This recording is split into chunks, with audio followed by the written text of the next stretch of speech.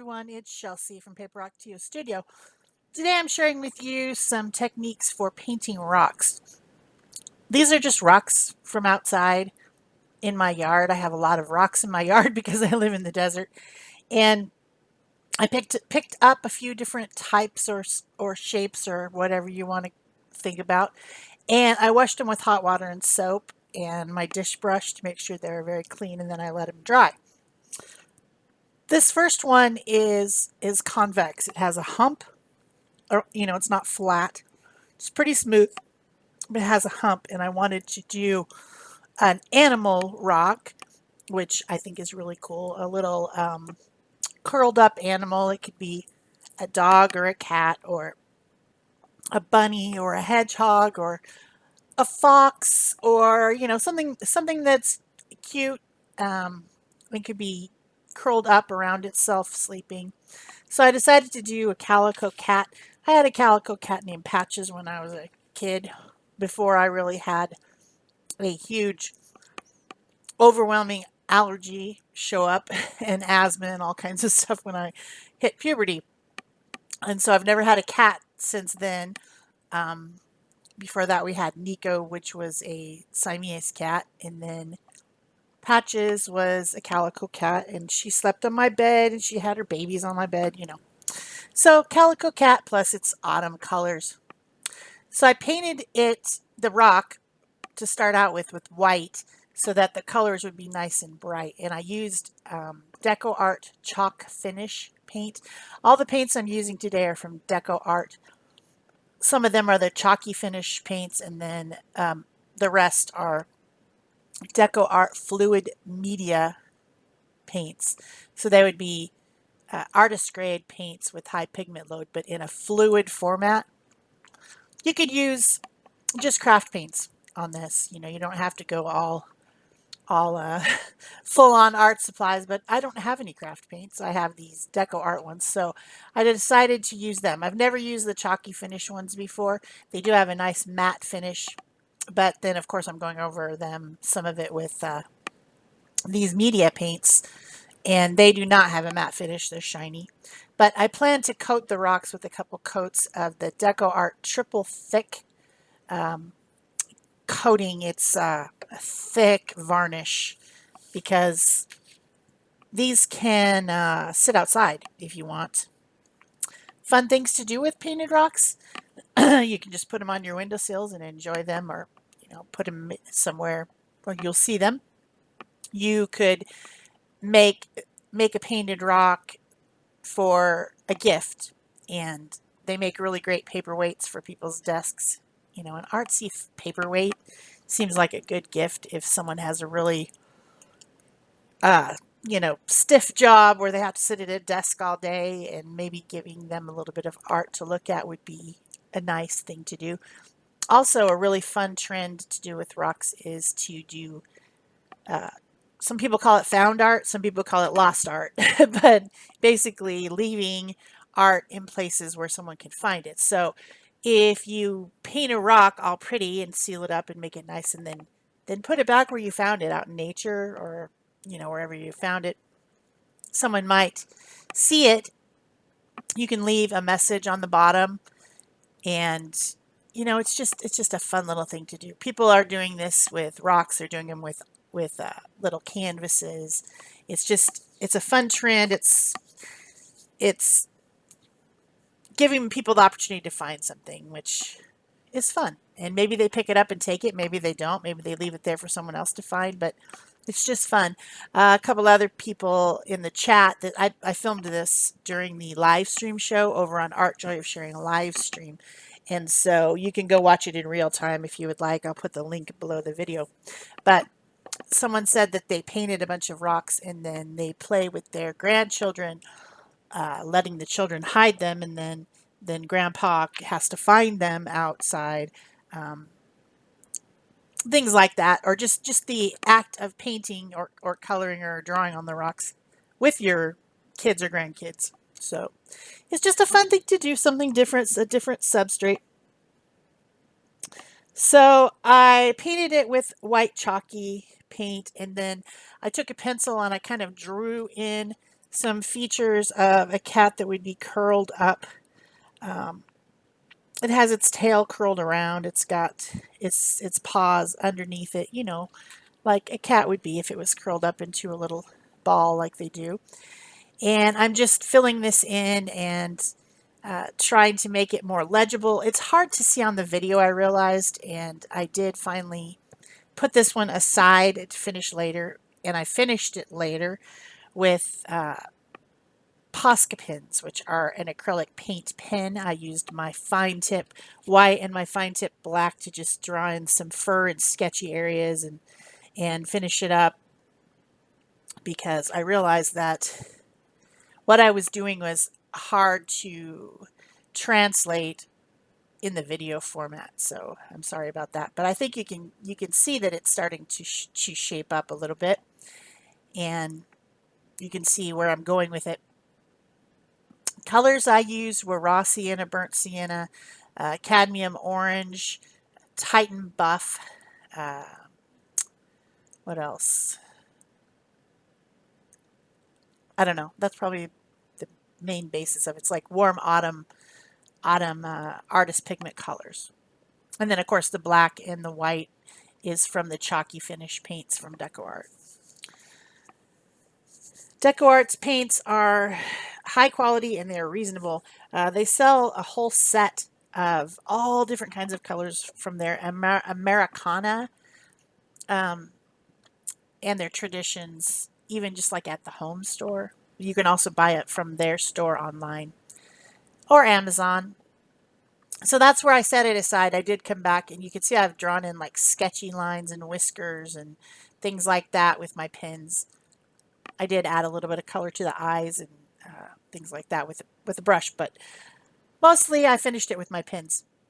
So this rock it's got a broken bottom, and I thought that it would be neat to stand up on its broken bottom and to paint both sides, which I did, but you can't tell in the picture because you can only see one side at a time. But I did the same finish on both sides. It's like maybe a chunk of a rock that then got broken in half. And so it does have that broken side, which is on the bottom, and I can stand it up on that bottom, and then it'd be a really good paperweight because you could see it from either side. So if you put it on a desk, you could see the person who's at the desk could see it, the person who's sitting on the other side of the desk could see it. So I thought that that was an interesting shape.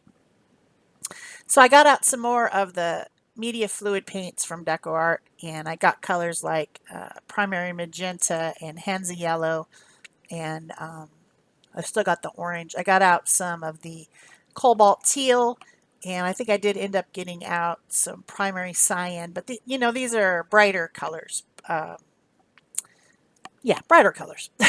So I've got these artist sponge. It comes in is like a round shape with shaved sides, and I usually cut it into quarters, but I took these ones and I cut them in a half again, so they're eighth. And the reason I like to use these for sponge painting is because you can pinch it up and it doesn't then have a hard edge like a cosmetic sponge does. I use these a lot. I use them for stenciling and things like that too. They're great for using with inks. Like if you're sponging the edge or sponging a background with inks, they're good for that. And um, I reuse them. I just once I'm done with them, I put them in the water and then I wash them out and reuse them. So that's what I used for the sponging. And then on the cracked edges of the rock, which it's about probably an inch thick, and then it's flat on the other side too. So I painted all these cracked edges all the way around with black, and then the other side is sponge painted as well, although you don't see it on the video.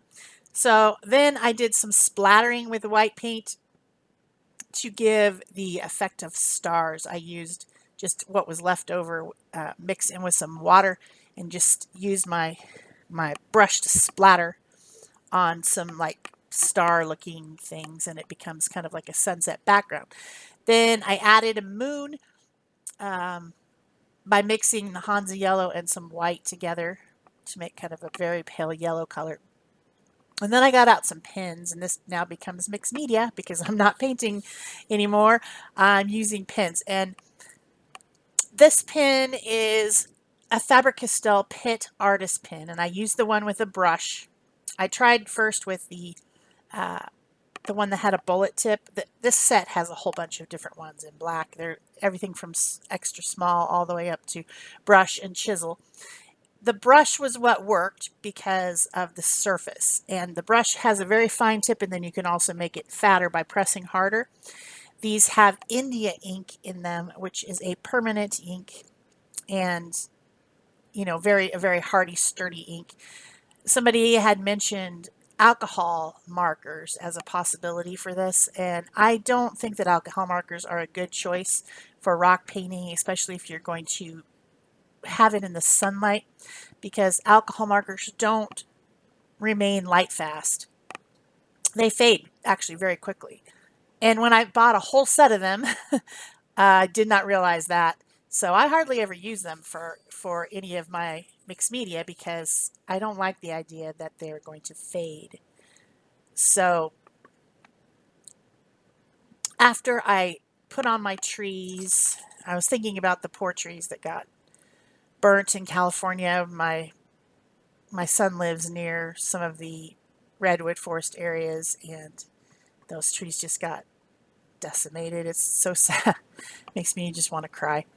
Um, that's the kind of trees I was thinking of. So they're kind of like a pine tree. And then I added a little bit of highlight on one side, and I was done with this one. Of course, it's going to get a couple really thick sealed coats when I'm completely finished. So then this rock, my third one, is very flat.